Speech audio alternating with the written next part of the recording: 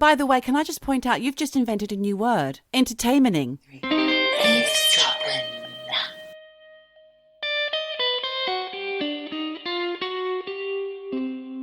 Well, hi. Oh, hi, Michelle. How are you doing? I'm very good. How are you? I'm okay. Yeah. Okay. Yeah. Okay is okay. You look different. Well, I probably sound different as well. I can't even say sound because for anyone who has actually seen our latest roundup video, which is on YouTube and I believe are going to be on the website shortly, I did the unveiling of the braces. Metal mouth. Tin grin. Adult braces. Now, obviously, you have your own reasons for doing that. How do you feel wearing braces? I believe you had them as a teen. I did. I had them as a teenager. But I'm sure we can't tell us eavesdroppers can't tell, can we, guys? We can't hear a thing. Yeah, thanks so much. But you know what? Like, the weird thing is, supply chain in this country, they've ruined everything. So I thought I was actually going to have like full grills, you know, like be a bit hip hop. Gangster. Yeah, but no, I've got white on top and grill on the bottom. So it's interesting. Hey-ho. Sometimes I think that they're even there, Michelle. Anyway, I think you're being kind. Anyway, so welcome, listeners. Welcome, eavesdroppers, to this week's edition of our Eavesdroppin podcast with me, Judy, her, Michelle. Hello. This week was our first unveiling of our monthly musings. If you haven't seen that on our social media, what Michelle and I have now done is a YouTube video of us talking about 20 minutes. We're going to try and keep it at 20 because we know you guys have a busy life. So what we did is we just chit-chatted, didn't we, Michelle, about the 4 episodes we'd had that month of January 2022. So now in 4 weeks' time, we'll do another one. But what you need to do is go onto YouTube's and sign up.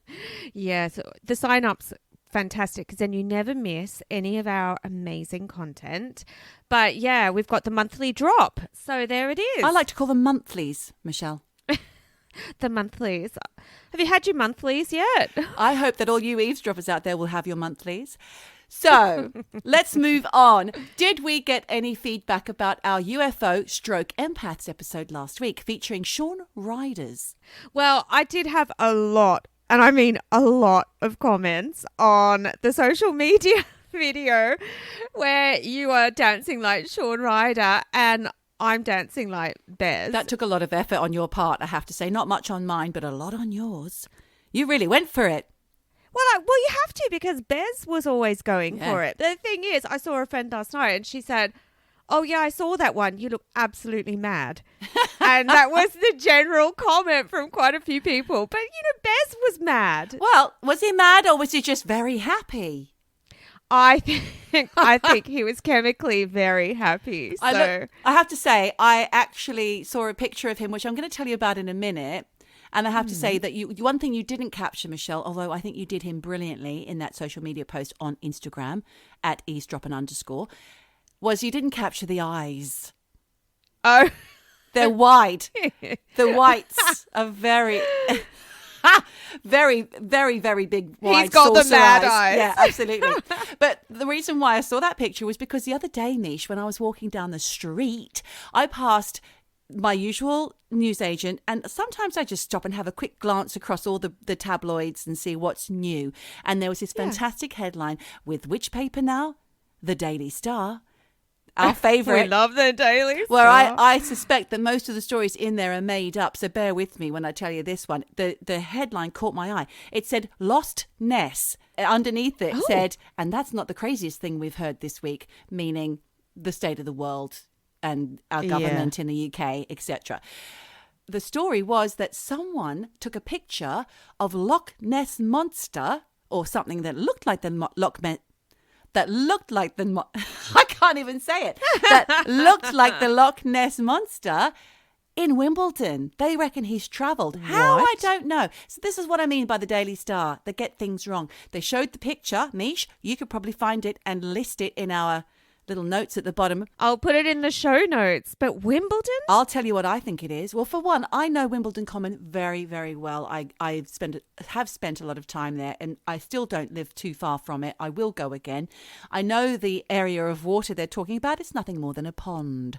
So I really don't know how a monster would have gotten there. And yes, it does look a bit like a Loch Ness monster. It also looks like a tree branch. So... well, my next question is, are the waterways joined up? No. Is there Of course not. Fuck that.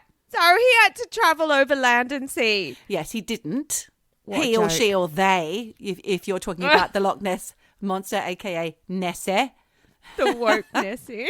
But also in the Daily Star. So I looked at that paper today on my Readly subscription and discovered the story. It wasn't that great. But what I did find when I turned the page was famous spoon bender Uri Geller. You know him, yeah. right? Yeah. Yeah, He's yeah. the Israeli guy that used to bend spoons with his mind. He says that aliens are on their way. And he said there's a team of astrophysicists or whatever, like we saw on Yeah. Sean Ryder's UFO documentary. People are looking at those skies with humongous telescopes, and they've been recording bursts of energy deep into our solar system that go off 3 times every hour. And the scientists have never seen the likes of it, Michelle. It sounds crazy. Yes, they are shocked. They said it's spooky. In fact, one leading astrophysicist said it's spooky. We haven't seen anything like that before. Nothing known to us will do that in the skies. And she also said it's quite close at 4,000 light years away. So, What? Uri Geller, on the other hand, he thinks that the aliens will probably be here in about 75 years. I don't know why he thinks that, but that's his take. That's his take on it. The following page, one moment. Oh, yes? The following page is when I saw dear old Bez in his blue tartan suit. He was about to appear on the Lorraine Kelly show, and he's getting married, and Sean will be his best man. So there's our Bez news. I didn't even think he was still in the headlines. Or Poor old Bez. I thought you were going to say in the market. Yeah, he's on the market. He's not on the market anymore, ladies. He's about to be taken off. Sad days. So, talking about scientists. Oh, yeah. We had an amazing comment from Neil the scientist, who wrote basically an essay. It's so long and detailed. I can't actually talk all about it now, but if you go onto the Eavesdroppin Facebook, you can find it, because he talks all about flat Earth, moon landing. He debunks some theories, and also he says he never used a Bunsen burner. So there you go. And he says he has worked with the space program. Oh. So guys, yeah. So Neil the scientist, get on the Facebook and read all about it. Read all about it. Okay, so what are we talking about this week, Michelle? Well, I don't know what you're talking about, but I sort of was inspired by the drinks we had the other night with the gorgeous Laura. A drinks party conversation that was sparked up. Yes. Well, look, she's a nurse. And when she was talking about, because we were talking about prescription drugs and fentanyl and Yes. oxy and all the stuff, which I think that's actually an episode in itself. Yeah. But we've got to put a pin in all these things. Anyway, I was telling her, oh, that's right, you're a nurse. Well, you should really watch Mary Kills People. Which I'd never heard of. It's a great Canadian TV series. And actually, my sister was the one who put me onto it. It's basically about this hot doctor called Mary who, she kills people. Oh. But it's not like Dexter or one of those murder shows. It actually takes this really complex issue of, the whole medically assisted death. Euthanasia. debate. Yes. And it just takes it to a whole new level, because Mary isn't some crazy angel of death doctor who's like a serial killer in disguise. She's providing a service that people believe they have the right to choose. And, what she's doing is technically illegal, and it's a murky grey area. It sparks so much debate. But despite the flippant name of this TV series, it's actually really layered and really entertaining, because she's hot. There's hot kind of romance dude, and it's just a really good TV show, and it's a bit of a comedy too, so I enjoyed it, and it's definitely a series I would recommend. Where would you find that, Michelle? And by the way, can I just point out, you've just invented a new word. What did I say? Entertaining. What? Entertaining. Yes, you said It's that. the braces. Do you know what? I can blame everything on the braces now. Where would you find that TV show? I don't know if it's on Netflix. I think it's on SBS in Australia. How do you access that? Oh, you just go online, make an account. For SBS in Australia, if you're not in Australia though, you can't watch things there. Get a VPN, people. Get a VPN. I don't know the illegal route. Michelle is on top of all those things. I'm not saying I've done it. I just know the ins and outs of it. Right. But yeah, I think it's on SBS in Australia, and it could be on Prime or something in the UK. I don't know. And Okay. Americans, you've probably already all seen it. But this actually got me thinking about Angels of Death. And look, I don't know if you remember back in the 90s, Geordie, when, look, we were barely born, but there was a case, a real life case of a guy called Dr. Jack Kevorkian. Oh, I thought you were going to say Harold Shipman. No, here's another one. But I thought, God, there's so many. I don't have time to look into them all. Yeah. So I just made a beeline for Jack Kevorkian. Okay. And because it really blew up in the 90s. It would have been around the time that you moved to the UK, actually. Okay. So I don't know if it got a lot of traction over here but it was huge in Australia. I've never heard of it. Okay. Well, buckle up. I say buckle up. It's actually, he's kind of a wild thinker.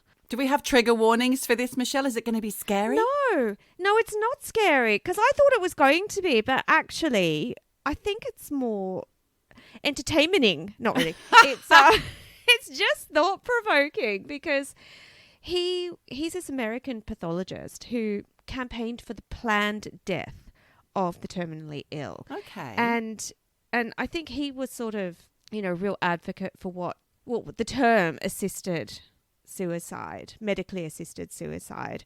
And look, even when you just think about that term, medically assisted suicide, there's so much to unpack even in the concept of what that means. If you don't remember Jack Kevorkian, his actual name, and I remember it because it was such a weird name. Yeah. But he was also known by his nickname, which was Dr. Death. He was the original Dr. Death. Okay. There's a podcast. I think that's a different one. Yeah? I think that's a newfangled Dr. Death. Oh. One who actually was a neck surgeon. Oh. And that one is terrifying, chilling. This is like the original Dr. Death, not Dr. Death 2.0. Okay. And I actually think, having delved into this a little bit, it's a little unfair because he wasn't somebody who just wanted to kill people. He really, truly believed he was helping people. Right. And, there are two sides to this debate. But I actually, when I was DuckDuckGoing, I found this really brilliant Vanity Fair article from 1991. So it's, really capturing the mood of the time and what people thought of him. And because it was literally right when it was all kicking off. It's actually kind of pro-Kevorkian because they quote him and you hear his voice in this article. Like I said before, it's this murky grey area where society sees in black and white what he's doing as murder. But there's a piece in the article where the family of one woman, and her name was Janet Adkinson. I'll be talking about her a bit more in a moment. But the family refer to Kevorkian's actions as a noble service to humanity. So I think the ethics of euthanasia they're not clear. There's so much to think about.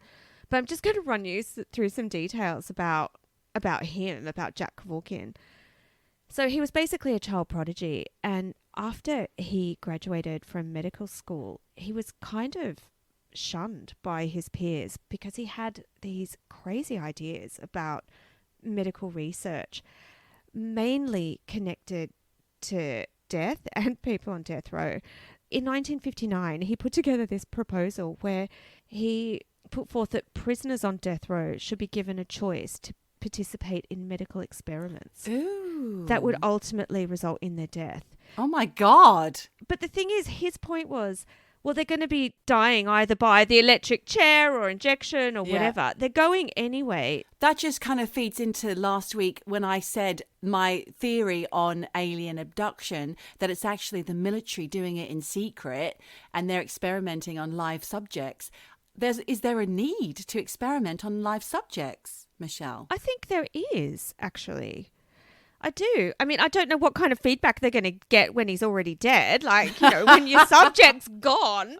But how did that make you feel? Yeah. But let me rephrase that. I don't know that there's a need for it, but I think that society could learn a lot from people saying this affected me in this way. I'm not condoning it by any means, but I just think there's a lot to think about with what Kevorkian was putting forth, which is these people are going to die anyway.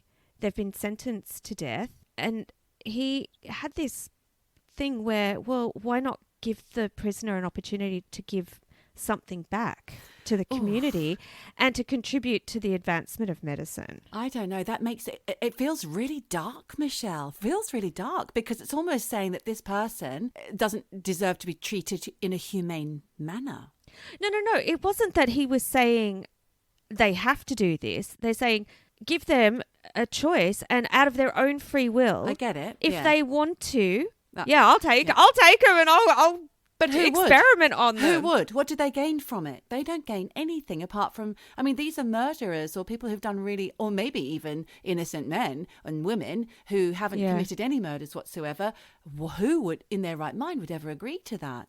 Well, I don't know. Because the thing is, the experimentation was going to happen on the day of their death. Ew. So you had the choice to either have a medical experiment or go to the chair that day. Right. And you could choose in advance. And in his mind, what he was proposing was pretty straightforward. Here you go, you got a choice. You want to be a lab rat or you want to go to the chair. No skin off my nose, but here's an option. Blimey. And do you know what, Jordan? I'm not terribly shocked by this. I kind of see the logic in it. Does that make me I'm a bit concerned. I'm absolutely floored. I can't believe this. Really? Yeah. Well, most people are in your camp because it didn't go down well. And he had literally zero support for his ideas. Look, and I'm not saying that I would support his ideas. I'm just saying... Sounds like you would. No, but I'm just putting myself in the prisoner's shoes. Yeah. It's called empathy. Okay. Like we talked about last week. If I put myself in the prisoner's shoes, and look, if I did have any kind of remorse and someone said to me, you could actually make a contribution to your life and, maybe have an element of atonement for what you did... I'm not saying I would do it. I would say I would maybe consider it. Because if I'm going to go anyway, do I want, like those nodes put on my head and be fried to death or an inject? I don't know. I don't know. Icky. God knows. But God knows what the experiment would be, It's actually. all icky. Yeah, that's what I want to know. You didn't find out? No. Oh. But yeah, so anyway, like I said, dude had wild ideas. That was one of them. So after that didn't go down well, he sort of kept a lid on things until 1976, when again, he targeted prisoners on death row and he started advocating for them to, again, contribute to society by giving them the choice to donate their organs after they were put to death. I get that. And well, that was shut down. People were like, no. Well, I guess people don't want to think, oh, I've got the liver of a murderer inside me. But they don't know. When you're a recipient of an organ, you don't know where it's come from. Well, I don't know. It was shut down. But, I wonder, how they say that water holds the memory of things? I wonder if there's some kind of weird, icky thing where people wonder, oh, I've got the liver of a murderer. I feel really full of rage, like I want to kill someone. Wow. I don't know. There's plenty of Hollywood movies that address those very things. I think Face Off was one of them. And behind something about someone's eyes. Oh, there's lots of movies. Or the heart of a killer. I don't know. I'm just making shit up now. But I reckon there's plenty of Hollywood fodder on that subject. Yeah, I'm sure. And if not, guys, take the idea. We're happy. But yeah, so he was getting a bit of a reputation as someone with really out there ideas.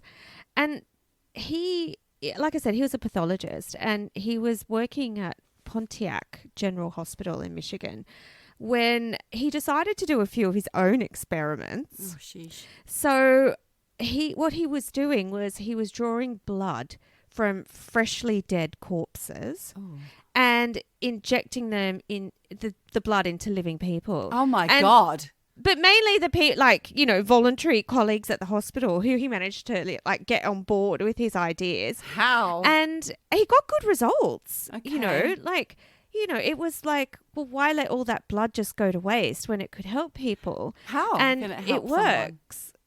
Well, it's They've like died a of blood something. transfusion. Oh. Yeah, but who knows? Like, just because what if you were in there as a car crash victim and you died and you're perfectly healthy? Yeah. All that healthy blood's going to waste. Was his right. No, I get thought. it. Like if you're just harvesting the blood for Yeah. almost like an organ donation, then that's fine. But I've got an image of him drawing the blood and then going straight to Nurse Jessica on Ward 7 and saying, "Sit down, love. I'm just going to inject some of this into you. See what happens." Well, I think that's exactly what he did Oh. because he wanted to see if it would work because, at the moment, only blood donations are from live people into live people. He was doing blood from dead people into live people and it worked. The blood was still usable. Viable. Okay. So he took this idea to the Pentagon because he thought that it could actually be a really valuable tool on the front lines to help wounded soldiers. Oh, okay. And they shut him down. Right. They were not interested at all. I mean, like I said, he was a wild thinker. He was really thinking outside the box. And then he turned all his attention onto medically assisted suicide. And his first medically assisted suicide patient was a 54-year-old woman called Janet Adkins. She had Alzheimer's and she was diagnosed in 1989. And then she read about Jack Kevorkian because I think he sort of had a bit of a name for himself. He was advocating for medically assisted suicide. And she got in touch with him and, basically said, "Help me die." And a year later, he met up with Janet, agreed to help her die, and he made this thing called a death machine. And it was basically a machine he made from valves and gears and all bits that he picked up at, Far out. flea markets and whatever. And he put it all together and it was kind of a killing machine. And on the day that Janet was ready to die, he picked her up, drove her to the local park, hooked her up to his homemade suicide machine, which was in the back of his rusty old VW camper. And within 6 minutes, Janet had died. Jesus. And it was a machine that could inject you with the lethal dose of... So he wasn't actually administering the dose? No. Right. As soon as Janet died, he was basically arrested and charged with murder. But murder. Did you hear I said murder? Murder. Anyway, murder. So, but the thing is that in Michigan at the time, there were no laws in place about assisted suicide. So the charges were dropped. And then in 1990, the Michigan kind of governing body, the state of Michigan actually, they were like, this dude's, he's too out there for us. So they revoked his medical license and they said he was no longer permitted to practice medicine or to work with patients. But thing is, loads of people got in touch with him and wanted his help. So, he ended up Working off the books. And according to his lawyer, he helped 130 plus people, mostly terminally ill, Right. end their lives between 1990 and 1998. And,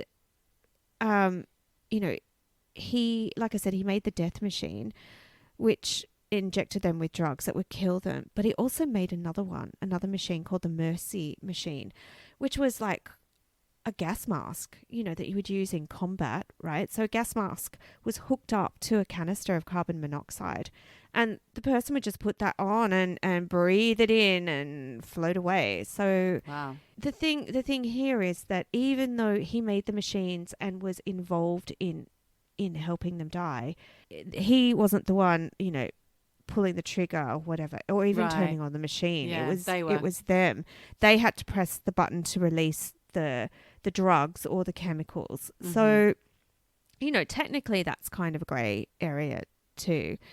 And he got called like Dr. Death, but I think in a way things have kind of moved on about people's ideas of what that really means, because I read this thing in the New York Times where he said, "My ultimate aim is to make euthanasia a positive experience. I'm trying to knock the medical profession into accepting its responsibilities, and those responsibilities include assisting their patients with death."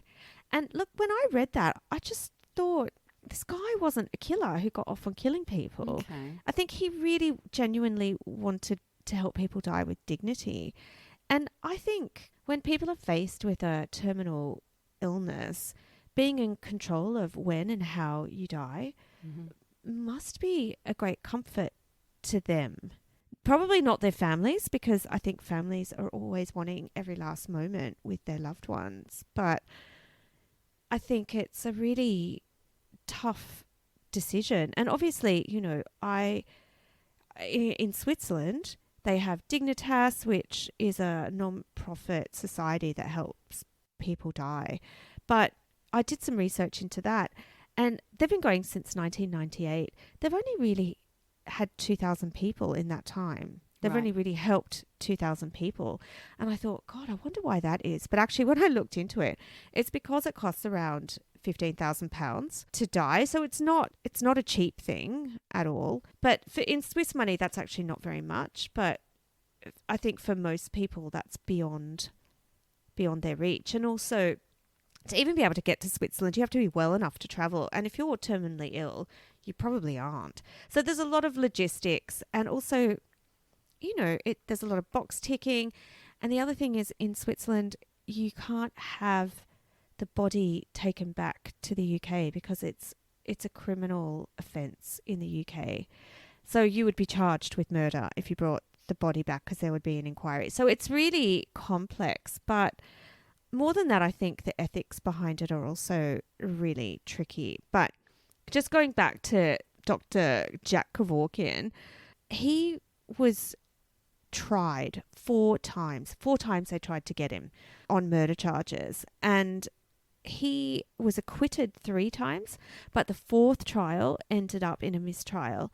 And then in 1998, he was actually charged with second-degree murder because they got him on the fact that they'd revoked his license and he wasn't legally allowed to possess the substances that were killing people. So that's how they got him. And he stupidly decided he was going to represent himself. So it didn't go well. And after 2 days, they found him guilty of second-degree murder or homicide, actually. And he was sentenced to 10 to 25 years in prison. But he only served 8 years and 2.5 months before he was released. And, you know, he's been a big advocate and campaigner for assisted suicide since. Thing is, over the years, there was a bit of investigation into him, and that's a bit murky. So there was a report in the Detroit Free Press where they reckon 60% of the patients who died from Kevorkian's methods were not terminally ill. Oh. And 13 of them had not even complained of any pain. Oh. So the report also said that... Were they mentally depressed or... I don't know. Ooh. Maybe. Well, let's see. So there was an allegation that he didn't really counsel his patients. So there were 19 people who, within 24 hours of meeting him, were already dead. Whoa. That he wasn't really offering any psychiatric examinations. And, you know, in 19 cases, there were people with depression and just unhappy people. That is a little bit murky. And he actually went on, and I read this quote where he said, "What difference does it make if someone is terminal? We are all terminal." So what he means is we're all going to die, whether you're terminally ill or not. The reasons people have are their own reasons. So his view was a patient had to be suffering, but they didn't have to be mentally ill. And he reckons in the same interview it said that he declined 4 out of 5 requests. So he wasn't. So he was picky. Like I said, it's a slippery slope here of ethics, and I am for people's free will, but also, you know, what about euthanasia of infants, of babies. Right. You know, that's a whole nother kettle of fish. No, people with mental incapabilities or disabilities, the elderly who maybe can't make these decisions, financial motivations. Oh, there's a lot to think about. And that's probably why it's illegal, because it's such a difficult thing to navigate. I think so too. But with Kevorkian, angel of death or a man on a mercy mission? For me, I think he's more on a mercy mission. Is he still alive? No, he died in, I think, 2011. He was 83. Uh-huh. So he had a long life, but, you know, I don't think he had an assisted suicide. No one helped him on his way out. Okay. You know, the debate on this is still raging, but yeah. There you go, Geordie. Thank you, Michelle. Thanks for that. That's really interesting. Well, I'd love to know what people think about, you know, medically assisted suicide, and if anyone has any strong ideas, either, you know, for or against it. I think it's a topic that has a lot wrapped up in it. So. Oh, yeah. I can imagine that it'll be as divisive as COVID. So there you go. Where do you go? There you go. There you are. So there you go. There you go. Michelle, I had a little flick around the mags this week and I found a lovely story, which I'm going to tell you about today. Do you remember Phil and Holly, you know, on This Morning? Love them. We love that show and we use them a lot for our research. Well, before it was Phil and Holly on This Morning, it was the married phenomena of Richard Madeley and his lovely wife, Judy Finnegan, a.k.a. Richard and Judy. And we have talked about them before because we were in the audience for their evening show, which I don't think went down too well, but we had a great time, didn't we? We met some great guests. Yeah. Back in 1998, Richard and Judy did a show, but Judy was off sick. I think she was having her women's problems at the time. Don't quote me, I don't know. I do remember she wasn't very well for a little while. And Julia Carling was standing in for her. They also had the Reverend Lionel Fanthorpe. If anybody remembers Fortean TV, now Fortean, do you know about why it's called the Fortean Times and Fortean TV? There's a guy called Charles Fort. I don't know too much about him, but he was a pioneer in anomalous phenomena, all different things that can't be proven. Fortean TV was for people who liked hearing about things like aliens and ghosties and all that kind of thing. Yay! So, and there was this fabulous biker style, like rock and reverend. He was old at the time, Reverend Lionel Fanthorpe, that was his name, and he was all kind of like rock and roll and really cool, but he was also a reverend. Anyway, he was on for this episode, and it was a phone-in called Living with Ghosts. I love it already. I love it. So the phone-in went as well as it could go. Then a chap called Kevin Whelan called in from Sleaford in Lincolnshire with a tale to tell. Now, Sleaford you may have heard of because there's a band called Sleaford Mods who are a post-punk musical duo and they've won lots of awards. I haven't heard any of their music, but they're doing very well by all accounts. Okay. Anywho, Kevin Whelan was driving home. No, he was driving from Lincoln to Sleaford on the A15, which is that road in those two directions, on a Sunday, 2 a.m. Now, don't forget, this is in 1998, so it's 2 weeks before the show had aired. And just before the Ruskington turn off, he saw something floating ahead of him on the horizon that looked like a large white bin bag. Kevin wasn't bothered by this at all. He thought it was just car headlights or something weird. But as he approached the bin bag, a face suddenly appeared in the top right of his windscreen. What? I know, when I was reading this, it actually terrified me. Kevin said the face looked Greek, with dark hair and olive green pitted skin, baring its teeth and holding its left hand up. Oh, my God. Yeah. And below the neck was a bright fluorescence. So it was just like a flash had gone off from the neck down. Kevin was shocked and scared, but carried on driving for almost a minute until the car went into a dip in the road. There's a big dip. If anyone knows this road, he went into the dip and the face faded away. Poor Kevin was so petrified. He put his foot down to get home ASAP. And when he got home, he ran in, woke his wife. She said she'd never seen him so distressed in all their married life. He was as white as a sheet, covered in goosebumps and crying. Thought you were going to say, and shat his pants. No, I don't know if he did. If he did, he didn't air that fact for Richard Madeley on This Morning. He doesn't believe in ghosts, Kevin, so he didn't think it would be a ghost. But he later discovered from a local policeman that a motorcyclist had been killed on the same road in recent times, I think, at the same time as he saw this, and he lost both his legs in the accident. Oh. Once this landed in Judy and, well, not Judy, Richard, not Judy, lap, they suddenly found other witnesses phoning in about Ruskington, and Richard dubbed it the Ruskington Horror. And that's what it's been known as ever since. And it was our Dickie that named it that. So other witnesses would come forward and tell of their own sightings on the same stretch of road. There was a chicken farmer called Rob Burkett who saw something walking up from the side of the road with its hands up as if to warn him at around 8:30 in the evening. And it was in October or November in 1984. And at this point, Dickie decided there's something in this. So he sent a team of researchers off to Lincoln to do some more research. And that's when loads more people came forward. And they had, week after week, I think they had talk of the Ruskington Horror on This Morning. Then there's this guy whose article I read in the Fortean Times is a professor, Rob Gandy, and he put out a call for witnesses as part of his British Isles horror series in the magazine, the Fortean Times. Right. So Ruskington is very flat and was used as a World War II base for the RAF during the World War II. So that may have some kind of link to the events, who knows. There was another witness, Sarah Martin, who was with her boyfriend in her car returning home from the cinema one evening in 1996 or 97, they can't quite remember, when something ran out from a ditch and in front of their car. This thing had no face and they drove straight through it. Sarah cried out. The boyfriend saw nothing. Oh. Another time, there was a girl called Catherine Stevenson who was 15 in the 80s. She was walking to school in Ruskington when she felt a cold shiver up her back.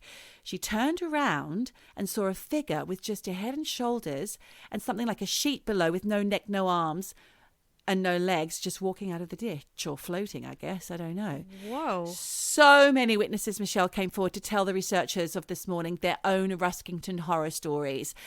They weeded out the obviously fake ones because there was quite a few, but there was such a huge amount, and they really did think there was something in that. So some research on the area found that there was an execution site, or a gibbet, I think it's known as, where they hanged highwaymen and other criminals and put them on display so as to deter other criminals. It's kind of like Game of Thrones when they arrived and there's all these slaves like crucified and stuff. That's the thing they used to do. Well, it's a little bit Handmaid's Tale too. Do you remember? No, I don't watch it. It's too scary. Oh, they hung all the Don't spoilers. No, it's just one horrible detail in many in the line of many horrible details in that show. Yeah, I won't be watching that. There's also a legend of witches being killed along that stretch of road. And one story goes that a witch stopped a Knight Templar. There was also a Knight Templar building or whatever around there, a tower. So anyway, this witch stopped a knight and asked him possibly for a toll, so for some money to cross. The story goes that the knight somehow upset the witch and she cursed him. But the area was then known for horses going lame or coaches overturning. And nowadays it's cars stopping unexpectedly or crashing. But if she cursed him, how did it leave its mark on the area? It's a bit weird. Yeah, I don't know. I might call bullshit on that. Yeah.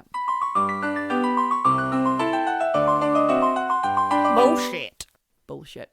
Some people think the ghost with its warning hand is to let travellers know to beware. And aside from witches and hanged highwaymen, local folklore also names it as a plague pit. Other ideas come up have been the crossing of positive and negative ley lines. Oh. Or is it crashed Air Force pilots from World War II?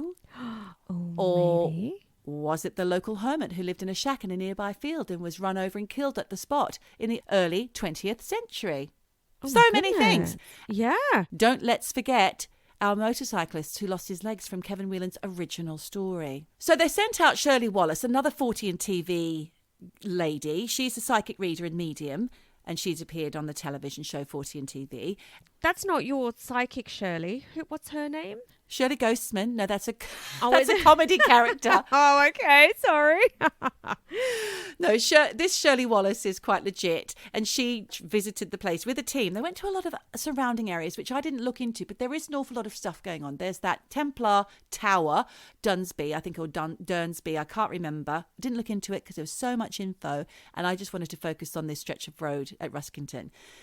So she picked up on lots of energies. Like I said, the Dunsford Tower was a few miles north, but at this A15 site, at the Ruskington turnoff, she was overwhelmed with smells and sounds and visions of the supernatural. She picked up that there had been a gibbet there. Do you remember I said what that was? Yeah, That's the hang. Yeah. And also the motorcyclist. And she said that the area, because of all this psychic carrying on and supernatural business, it would cause confusion to motorists passing, especially if they were tired or if it was late at night. Okay.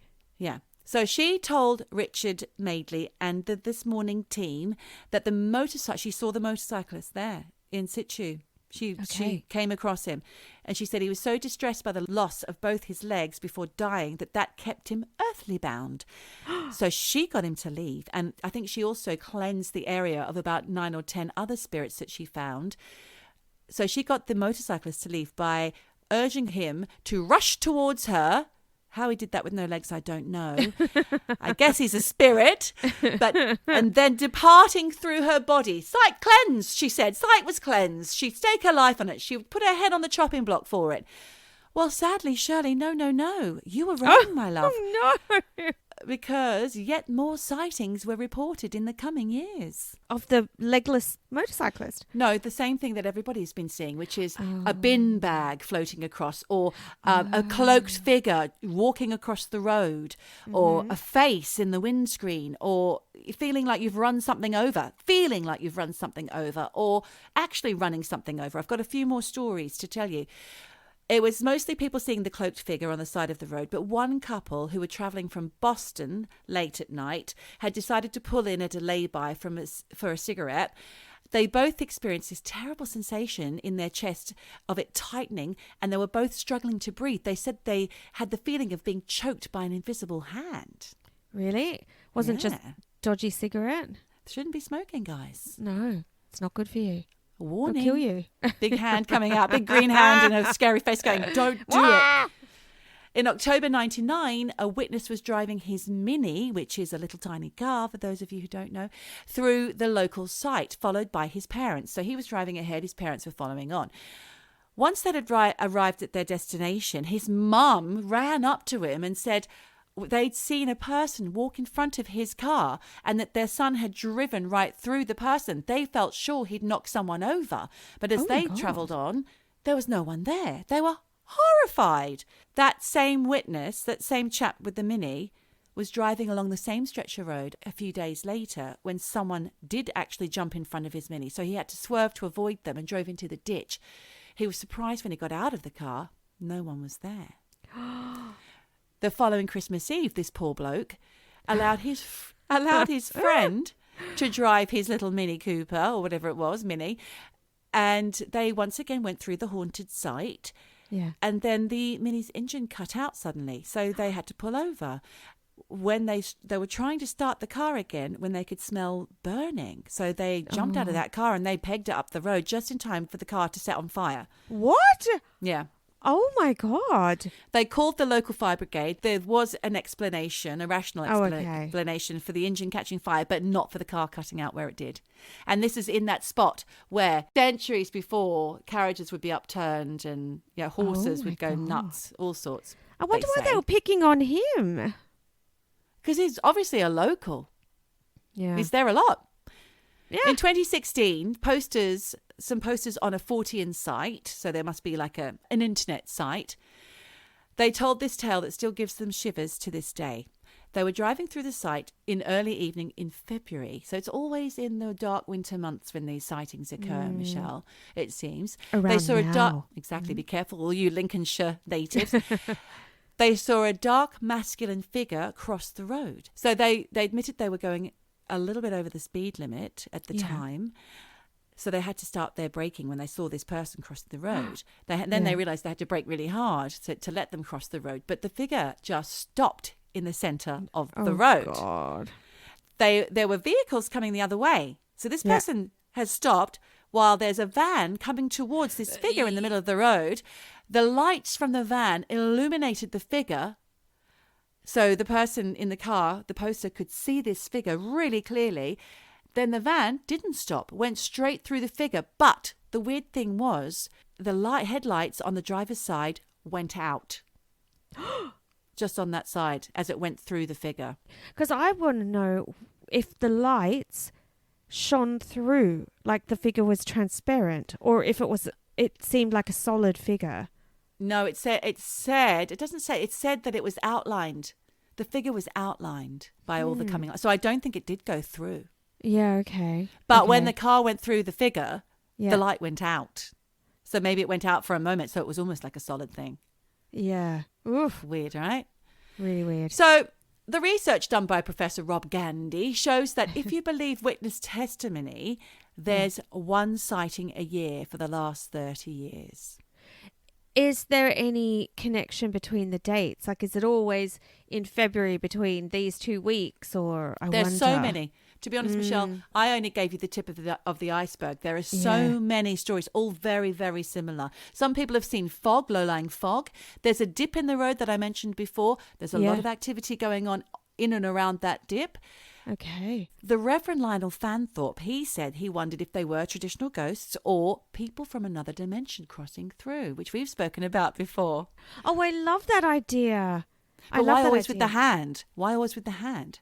I don't know. What's that hand thing? I'm doing the hand for you. You are Michelle. doing the hand thing, and I'm like, talk to the hand. But you know what? So I remember when I was in New Zealand with that New Zealand boyfriend we talked about a few episodes ago, Paul.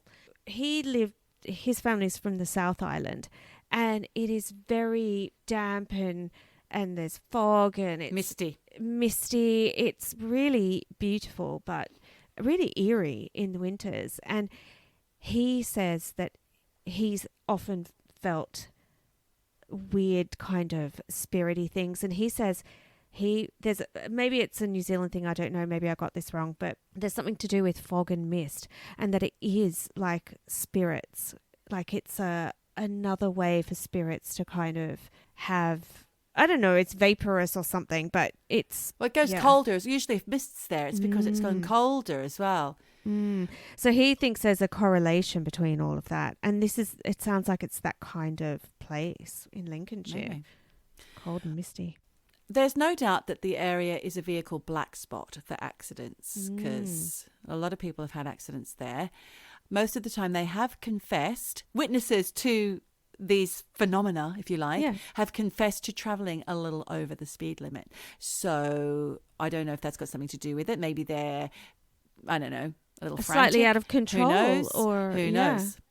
It only happens at night or at dusk, and that's when, for me, the light can really play tricks. Yeah. And also there's long stretches of road with flat fields on either side of it, and it can become mesmerizing. They're really the only kind of things that they've come up with to explain away, apart from, obviously, it's ghosts or it's people crossing over into different dimensions, which I don't necessarily know if that can be just given as an explanation.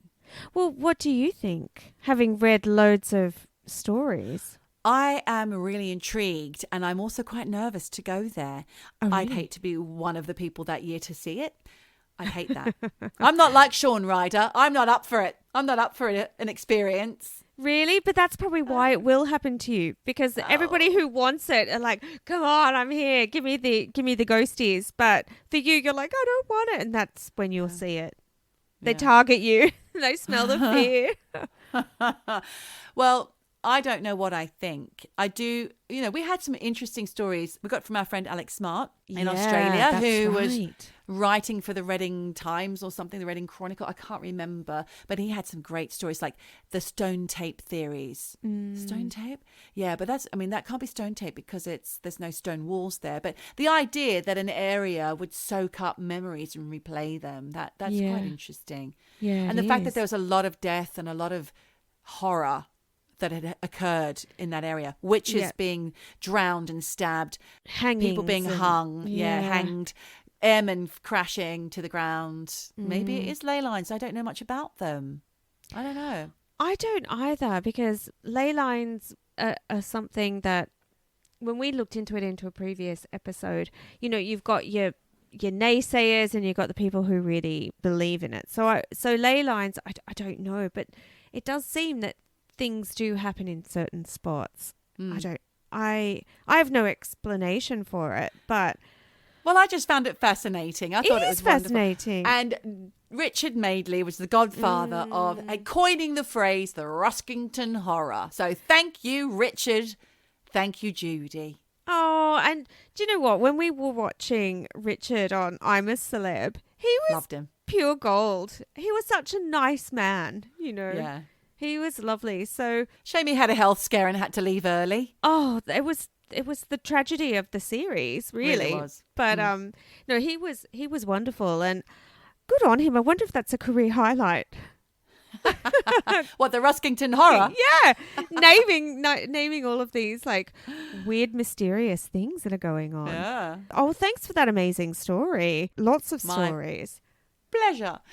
So, Michelle, that leaves us to the end of the show for the week. And don't forget, listeners, if you've enjoyed this, then maybe you'll like hearing all about what happened in January. I know you've listened, but you can see us talking about it. There's a few extra little bits and pieces that we've discovered post-show. Oh, well, anyway, great to see your lovely face, even though I just saw it an hour ago.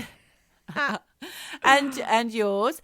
But in the meantime, all we have to say to you guys out there right now is whatever you do, wherever you are, please don't forget to continue to be eavesdropping. Eavesdropping. Eavesdropping. Eavesdropping. Eavesdropping. Eavesdropping. Eavesdropping. Dropping.